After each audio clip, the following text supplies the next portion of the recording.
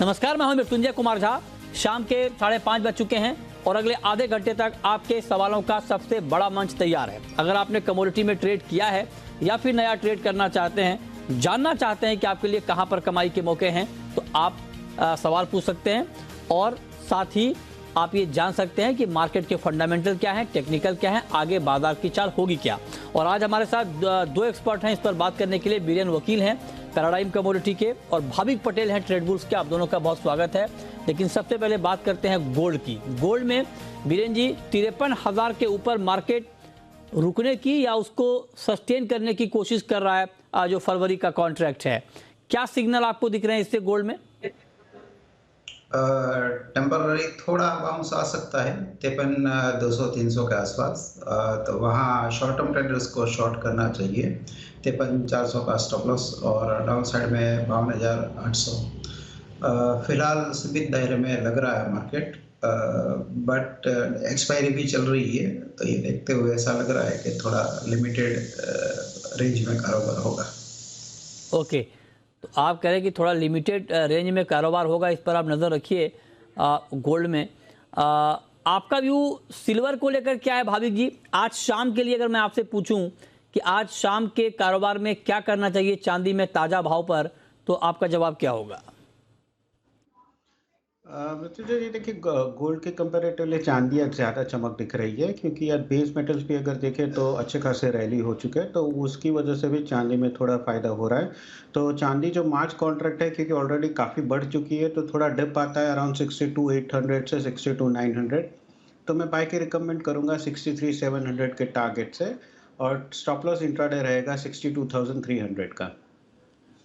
Okay, तो ये राय आपकी है चांदी के ऊपर कि चांदी में इंट्राडे में आपको करना क्या चाहिए। बीरेन जी, कच्चे तेल के मार्केट में एक बार फिर से तेजी लौटी है, क्योंकि बाजार को ये लगने लगा है या मार्केट में ये चर्चा है कि ओपेक प्लस की जो 4 दिसंबर की मीटिंग है, उस बैठक में हो सकता है कि उत्पादन कुछ और कम करने का फैसला हो जाए ताकि प्राइसेस को सपोर्ट मिले।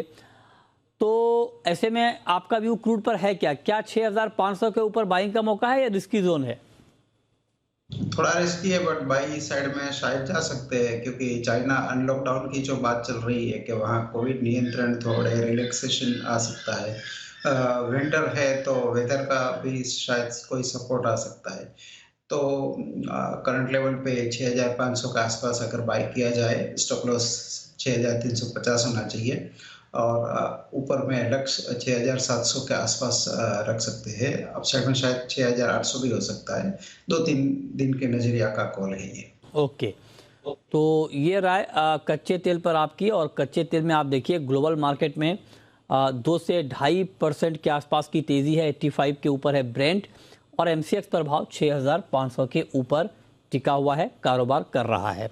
नेचुरल गैस पर आपका व्यू भाविक जी, एनजी में कोई ट्रेड आपको दिख रहा है इस वक्त? जी नहीं मृत्युंजय जी, क्योंकि नेचुरल गैस में अगर हम देखें तो काफ़ी वॉलेटाइल सेशन हो रहा है, और अभी फ़िलहाल अगर देखें टेक्निकली तो वैसे भी 560 के नीचे अगर जाता है तो ही मुझे थोड़ा शॉर्ट लग रहा है, बट क्योंकि इतना वॉलेटाइल काउंटर है तो मैं अवॉइड ही करने की रिकमेंडेशन दूंगा। ओके, तो ये राय आपकी हो गई नेचुरल गैस के ऊपर। लेकिन अब इस वक्त की एक बड़ी खबर, जीडीपी के आंकड़े आ गए हैं और दूसरी तिमाही में जो जीडीपी के आंकड़े आए हैं वो 6.3%। जी हाँ, ये आप देख रहे हैं वित्त वर्ष 2023 की दूसरी तिमाही में, यानी FY23 के सेकेंड क्वार्टर में जीडीपी ग्रोथ 6.3% रही है। ये ताज़ा आंकड़े जीडीपी के आप अपनी स्क्रीन पर देख पा रहे हैं इस वक्त 6.3% के। और आरबीआई ने भी यही अनुमान जताया था कि 6.3% का आंकड़ा यहाँ पर आएगा। हालांकि कुछ जो इकोनॉमिस्ट हैं उनका मानना था कि यह आंकड़ा 6.5% तक भी आ सकता है, लेकिन एग्जैक्टली आप देखिए 6.3% के आंकड़े। हालांकि जो पहली तिमाही थी FY23 की, वहाँ पर 13.5% की ग्रोथ दिखी थी। तो ताज़ा आंकड़े जीडीपी के इस वक्त आए हैं। इस पर बात करने के लिए हमारे साथ 2 खास मेहमान हैं। बृंदा जागीरदार हैं, सीनियर इकोनॉमिस्ट, और साथ ही अदिति नायर हैं, चीफ इकोनॉमिस्ट इकरा की। आप दोनों का बहुत बहुत स्वागत है। बृंदा मैम, मेरा सबसे पहला सवाल आपसे ये होगा, 6.3% के आंकड़ों पर आपका पहला रिएक्शन क्या है? ये तो बिल्कुल अनुमान के अकॉर्डिंग ही आए हैं। आरबीआई का भी एस्टिमेट था कि Q2 में जो GDP ग्रोथ होगा वो 6.3% ही होगा, तो इट इज कम अकॉर्डिंग टू एस्टिमेट, इसमें कोई सरप्राइज नहीं है। नहीं, एस्टिमेट के अकॉर्डिंग तो है मैम, लेकिन ये अच्छा है बुरा है क्या है? नहीं, अच्छा ही है, क्योंकि देखिए इट्स ऑन ट्रैक। और जब यहाँ पर इतनी परिस्थिति, पूरी दुनिया की परिस्थिति में इतनी अनसर्टनिटी है, एटलीस्ट हम लोग तो ट्रैक पे चल रहे हैं। और जो हाई फ्रीक्वेंसी डेटा दिख रहा है वो सारे भी बहुत पॉजिटिव हैं, चाहे वो PMI हो, मैन्युफैक्चरिंग एंड सर्विसेज में हो, या तो FDI फ्लोज हो, या फ्रेट कलेक्शन हो, और फिस्कल डेफिसिट भी बिल्कुल 45% ऑफ द टोटल बना हुआ है हाफ ईयर में, फर्स्ट हाफ में। तो बैंक क्रेडिट भी देखिए कितनी अच्छी तरह से ग्रो कर रहा है। तो ये जो सारे इंडिकेटर्स दिख रहे हैं, ये यही बता रहे हैं कि the economy is on track to achieve 7% growth for the full year. Okay, तो आप कह रही हैं कि ये एक अच्छा सिग्नल है, और जब दुनिया भर में हालात ख़राब हों और उस बीच में अगर आप 6% से ज़्यादा की दर से बढ़ रहे हैं, तो आप कह रही हैं कि ये अच्छा सिग्नल है। अदिति मैम, आपका कमेंट क्या होगा 6.3% के इस डेटा पर? देखिए, हमारा अनुमान जीडीपी ग्रोथ का 6.5% था, तो ये जीडीपी ग्रोथ तो हमारे अनुमान के आसपास ही है। लेकिन मैंने बहुत जल्दी अभी डेटा जो देखा है, उसमें जो GVA ग्रोथ है वो अनुमान से कम है। वो अबाउट 5.6 या 5.7% पे आई है, जबकि हमारा अनुमान 6.3% था।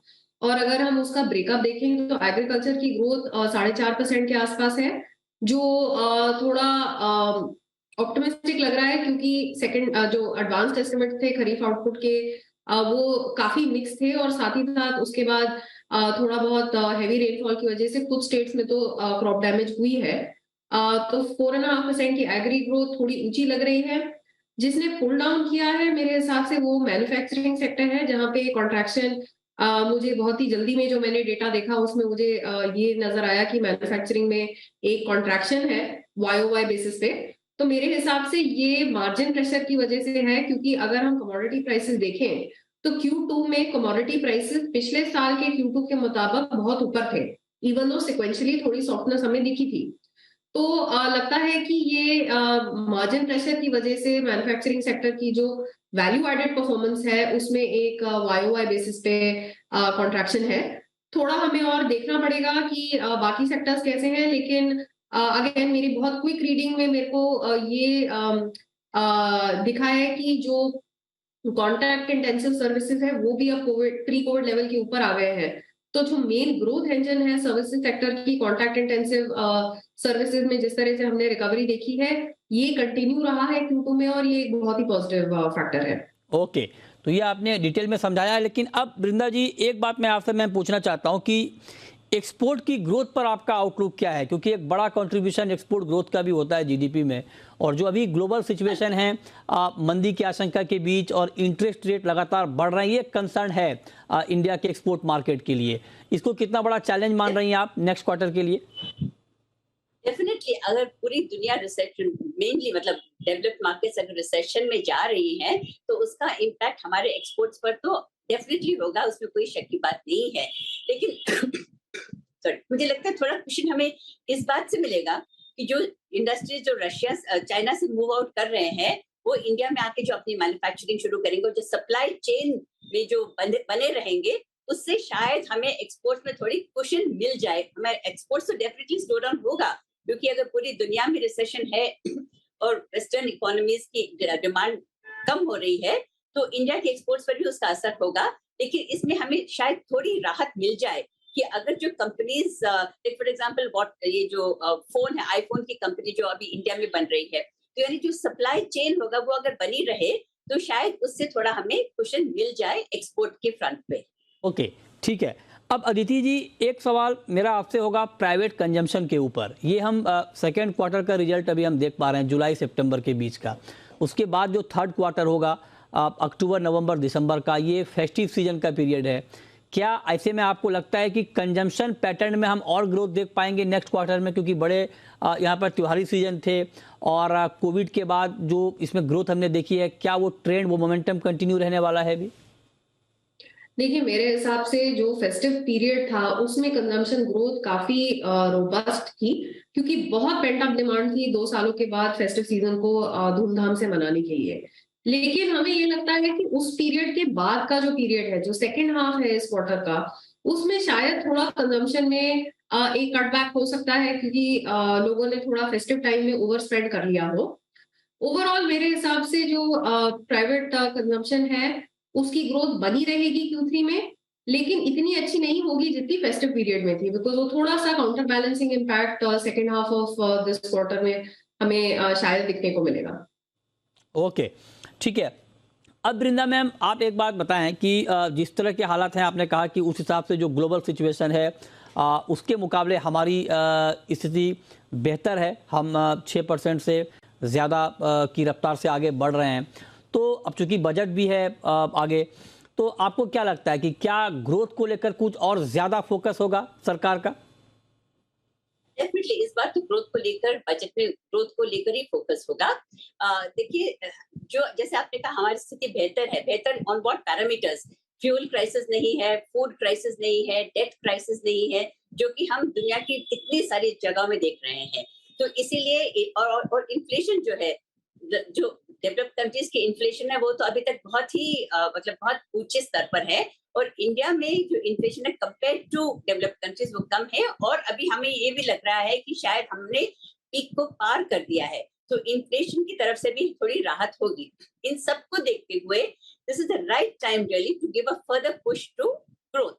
तो मुझे लगता है कि इस बार बजट में जो है उनका ग्रोथ पर ज्यादा फोकस रहेगा, और मैन्युफैक्चरिंग में जो मोमेंटम बना है, जो PLI स्कीम जैसे बने हैं फॉर एग्जांपल, तो उसको और आगे बढ़ाने की जरूरत होगी।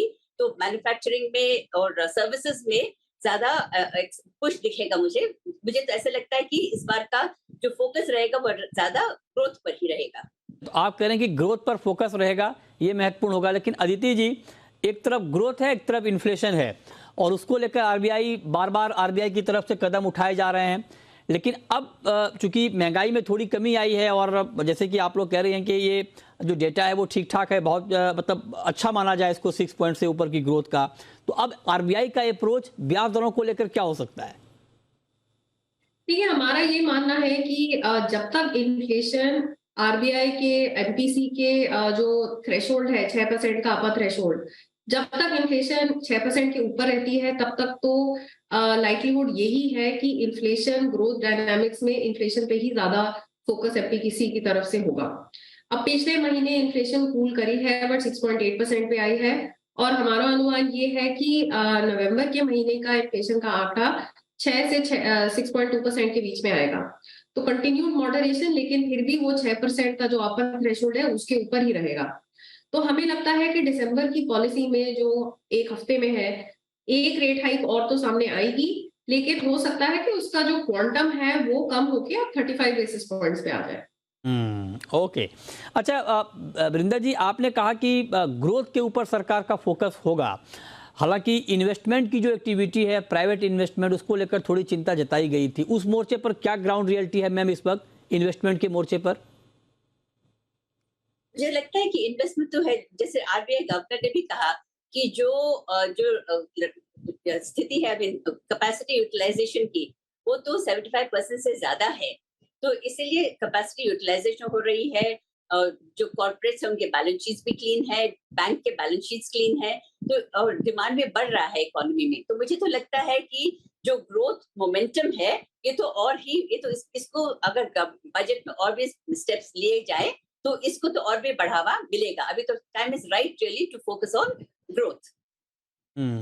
लास्ट क्वेश्चन अदिति जी आपसे, मैन्युफैक्चरिंग ग्रोथ में कमी आना ये कितनी बड़ी चिंता है और ये क्यों है? देखिए, जैसे मैं कह रही थी, मेरे हिसाब से मेन कल्प्रेट यहाँ पे है YOY rise in commodity prices. जिस तरह से हमने पिछले क्वार्टर में देखा, Q1 से लेके Q2 में थोड़ी कमोडिटी प्राइसेस नीचे आई थी, बट पिछले साल के Q2 के कंपैरिजन में वो बहुत ऊंची थी। और वॉल्यूम ग्रोथ, जैसे अगर IIP का डेटा देखा जाए, जो एक प्रॉक्सी लिया जाता है अर्ली जीडीपी डेटा में, स्पेशली अनऑर्गेनाइज सेक्टर के लिए, IIP में वॉल्यूम ग्रोथ बहुत ही मंद थी इस क्वार्टर में। तो ये दो ब्रॉड फैक्टर्स हैं जिनकी वजह से मुझे लगता है कि ये कॉन्ट्रैक्शन सामने आई है मैन्युफैक्चरिंग में। और जैसे जैसे कमोडिटी प्राइसेस करेक्ट होंगे आगे जाके, हमने इस क्वार्टर में भी देखा थोड़ा बहुत और मॉडरेशन आया है, तो आगे जाके थोड़ा ये वाला प्रेशर कम होना चाहिए। और जैसे जैसे वॉल्यूम ग्रोथ बढ़ेगी तो ये थोड़ा सिचुएशन जो है H2 में इतनी बुरी नहीं होनी चाहिए। चलिए, बहुत शुक्रिया अदिति जी आपका और वृंदा मैम आपका हमारे साथ जुड़ने के लिए और डिटेल में जीडीपी के आंकड़ों पर बात करने के लिए कि ये आंकड़े कैसे हैं और आगे की तस्वीर इकोनॉमी की होगी क्या। बहुत शुक्रिया आप दोनों का। चलिए आगे बढ़ते हैं और लौटते हैं एक बार फिर से कमोडिटी मार्केट पर और हम आपको बता रहे हैं कि आज शाम के कारोबार में आपके लिए बाजार में कहां पर कमाई के मौके बनेंगे, कहां पर आपको ट्रेड लेना चाहिए। बीरेन जी, मेटल का मार्केट अब तक जिस तरह से चाइना में उथल पुथल चल रहा है और मेटल पर उसका सीधा इम्पैक्ट हमने देखा भी है, अब यहां से आपको आगे मेटल मार्केट की तस्वीर कैसी दिख रही है? यहाँ काफी टसल चल रही है। उम्मीद पॉजिटिव है और ग्राउंड रियलिटी थोड़ी नेगेटिव है लॉकडाउन को चलते हुए। तो थोड़ा मैं कॉपर पे शॉर्ट बेट लेना चाहूँगा 690 पे, 696.7 का स्टॉप लॉस और 680 का टारगेट। जिंक और लेड या एल्यूमिनियम में मिक्स आउटलुक है तो फिलहाल नहीं छूना चाहता। अच्छा, ठीक है, तो ये इस पर आप नज़र रखिए। चलिए अब हम शुरू करते हैं सवाल और जवाब। पहला सवाल है रोहित का, मध्य प्रदेश से। पूछिए Rohit ji. Good evening sir. Good evening, पूछिए। सर सोयाबीन पर राय चाहिए थी। सोयाबीन 7500 हो जाए क्या सर, इस बार लग रहा है क्या? 7500 सोयाबीन हो जाएगा क्या? सर के अलावा जो एक्सपर्ट उनकी राय चाहिए थी। अच्छा ठीक है, बताइए भाविक जी, क्या 7500 तक सोयाबीन का भाव पहुंच सकता है? जी अभी तो मुझे नहीं लग रहा कि इतना ऊपर जा सकता है। आई थिंक ज़्यादा से ज़्यादा 6000 से 6500 तक ही मुझे लग रहा है। 7500 थोड़ा ज़्यादा फारफेच लग रहा है प्राइसेस। ठीक है, ओके, तो ये राय आपकी हो गई सोयाबीन के ऊपर। अच्छा, ओवरऑल मसालों के ऊपर वीरेन जी आपका क्या व्यू है? आज हमने कोरिएंडर में गिरावट देखी, टर्मरिक में, हालांकि जीरा ऊपर नीचे होता रहा और फाइनली हरे निशान में बंद हुआ। तो ओवरऑल क्या आउटलुक है आपका स्पाइसेस पे? यहाँ जो प्राइमरी नंबर्स सोइंग के आ रहे हैं वो धनिया में काफ़ी इम्प्रेसिव सोइंग मीन्स काफ़ी ज़्यादा अच्छी बढ़ोतरी बुआई में है। सप्लाई साइड भी थोड़ी कंफर्टेबल लग रही है और मॉइस्चर प्रोफाइल देखते हुए शायद किसानों ने जीरा की तुलना में धनिया पे ज़्यादा पसंद किया है, बीइंग ए सेफर बेट। जीरा में इन्वेंट्री थोड़ी टाइट है और चाइना अगर रीओपन होता है तो थोड़ी सपोर्ट मिल जाएगी एक्सपोर्ट डिमांड की। तो फिलहाल रुझान धनिया में थोड़ा सा शॉर्ट साइड का है और जीरा में पर्टिकुलर में फिलहाल न्यूट्रल हूँ। ओके, ठीक है, तो जीरे में आप अभी न्यूट्रल हैं, इस पर आप नज़र रखें। आगे बढ़ते हैं, नेक्स्ट क्वेश्चन पराग का है। पराग जुड़ रहे हैं हमारे साथ, पूछिए Parag. Hello, good evening sir. Good evening, पूछिए। मेरे साथ भाविक जी के साथ ही गोल्ड में क्या करना चाहिए? गोल्ड में क्या करना चाहिए? ओके, भाविक जी बताइए सर, ताज़ा भाव पर गोल्ड में फरवरी वायदा में 53,000 के ऊपर है प्राइस, क्या ट्रेड आप देख रहे हैं, क्या करना चाहिए? मैं बाय की रिकमेंडेशन करूंगा। टारगेट रख सकते हैं 53,200 का और स्टॉप लॉस रख सकते हैं 52,950 का। आज मुझे नहीं लग रहा कि हमें ज़्यादा मूवमेंट प्राइस देखने को मिले और 12 बजे जो फेड की जो चेयरमैन के स्टेटमेंट आने वाला है इन्फ्लेशन और इकोनॉमिक आउटलुक, तो मैं ये दरख्वास्त करूंगा कि जो अपना ट्रेड है वो इंट्राडे रखे, कैरी फॉरवर्ड ना करें, क्योंकि कल शायद ओपनिंग में हमें गैप अप गैप डाउन हो सकता है। तो आज 52,950 के स्टॉप लॉस से बाय कर सकते हैं और 53,200 का टारगेट रखिएगा। ओके, तो ये राय आपकी हो गई गोल्ड के ऊपर। नेक्स्ट कॉलर कपिल हैं हमारे साथ एमपी से। पूछिए कपिल। नमस्ते सर। नमस्कार, पूछिए। सर चने पे राय चाहिए थी, क्या रहेगा सर इस बार चने का आउटलुक? चने पर राय, ओके, बताइए बीरेन जी, क्या लगता है आपको चने का प्राइस आगे सोइंग की रिपोर्ट को देखते हुए? थोड़ी डिसअपॉइंटिंग सोइंग लग रही है जिस हिसाब से सरसों, व्हीट, बार्ले का रुझान बढ़ा है और पिछले 2 वीक में चना में अच्छा सा रहना पाया है। मीन्स 4,700 से बढ़ के आज करीबन 5100 के आसपास प्राइस था। थोड़ी जो कंजम्पशन है वो सब हैंड टू माउथ थे तो थोड़ी डिमांड निकली हुई है। ठीक है, ठीक है। नेक्स्ट कॉलर फरहान है रामपुर से। पूछिए फरहान। सर जी, सर जी मेरा सवाल मेंटल जी, मैं इसलिए आज कॉल किया हूँ क्योंकि वीरेंद्र जी सर को तलाश रहा था, मैं कई दिनों से आए नहीं थे। अच्छा, आज आ गए। देखिए आपने याद किया, वो आ गए। मुझे 2 दिन से आप राय दिलवा रहे हैं लेकिन मैं संतुष्ट नहीं था। अब आज संतुष्ट होऊंगा। सर से क्या राय है? सर से ये पूछ लीजिए कि इसमें तेजी बनेगी नहीं बनेगी, क्या हालात है इसमें? आज फिर गिर गया मार्केट, रुकने का नाम ही नहीं लेगा। बताइए वीरेंद्र जी, तेजी क्यों नहीं बन पा रही? बहुत बेसब्री से आपका इंतजार कर रहे थे फरहान आपसे बात करने का, तो बताइए सर मेंथा में क्या होगा? का वॉल्यूम काफी कमजोर हो गया है कुछ दिनों से। मार्केट वैसे काफी ओवरसोल्ड भी लग रहा है और इसका जो करंट लेवल है तो इस लेवल पे तो शॉर्ट नहीं जाना चाहिए, बट कहीं 970 के आसपास मिले तो शायद हम शॉर्ट जा सकते हैं। ठीक है, ओके, तो इस पर आप नज़र रखिए। नेक्स्ट कॉलर राजेश हैं, हमारे साथ जुड़ रहे हैं। पूछिए राजेश जी। हाँ, good evening sir. Good evening, पूछिए सर। सिल्वर में आज किस प्राइस पे बाय करना चाहिए सर इंट्राडे के लिए? सिल्वर किस भाव पर खरीदना चाहिए इंट्राडे के लिए? बताइए भाविक जी, आज अगर आज के लिए ट्रेड लेना हो चांदी में तो क्या ये प्राइस ठीक है, ताजा भाव? जी मैं थोड़ा रुकूंगा, वेट करूंगा, क्योंकि अगर आज के दिन के प्राइस मूवमेंट देखें तो पीवट या जो बीच की रेंज आ रही है वो 62,800 से 900 के बीच में है। तो मुझे लग रहा है कि वो एक ज़्यादा बेहतर रहेगा प्राइस पॉइंट बाय करने के लिए। तो मार्च कॉन्ट्रैक्ट 62,800 से 900 के बीच में आते हैं तो बाय कर सकते हैं 63,700 के टारगेट के लिए, और इंट्राडे स्टॉप लॉस आप रख सकते हैं 62,300 का।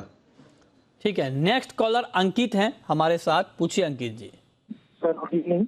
Good evening. मैंने 1 लॉट गोल्ड बाय किया है 53,080 पे, तो आज इंट्राडे के लिए 53,080 पे आपने बाय किया है 1 लॉट? हाँ जी। अच्छा, ठीक ट्रेड है इनका? भाविक जी रुकना चाहिए अभी? जी जरूर सर, कल का जो लो है 52,960 का, तो मैं बोलूँगा कि यही स्टॉप लॉस से बने रहिए, पर टारगेट के लिए ज़्यादा वेट ना कीजिए क्योंकि आज मुझे लग रहा है कि सीमित दायरे में ही रहेगा। तो टारगेट रहेगा 53,120 का। ठीक है, नेक्स्ट कॉलर राजेश हैं उज्जैन से। पूछिए राजेश जी।